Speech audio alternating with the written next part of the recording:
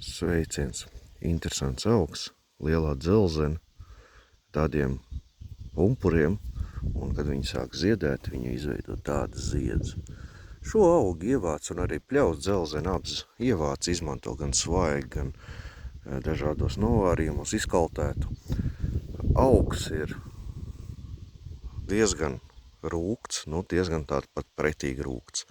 Ievāc visu virszemes daļu, dažreiz ievāc tikai lapas, lai lietot kompresēs, dažreiz ievāc arī pumpurs vai jau, pumpurs īstenībā grūtāk ir izžāvēt, vieglāk ir izžāvēt ziedus un tā dažādas tejas un, lai koptu, ar tejas maisījumiem var izmantot, samitinot, jos vatīt var acis kopt un tāds diezgan īpatnējs augs. Viņš tāds mūsdienās nav pārāk populārs ārstniecībā, viņu izmanto tikai tautas medicīnā, bet arī tautas medicīnā no viņa diezgan bieži izvairās, jo augs ir īpatnēji neganti rūgts.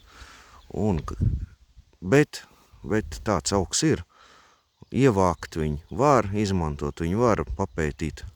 Viņu var vairāk, nekas unikāls viņš nav, bet kā viens no augiem, teiksim, unikāls viņš nav no ārstniecības viedokļa, bet kā viens no augiem, ko var pamēģināt izmantot pilnīgi droši.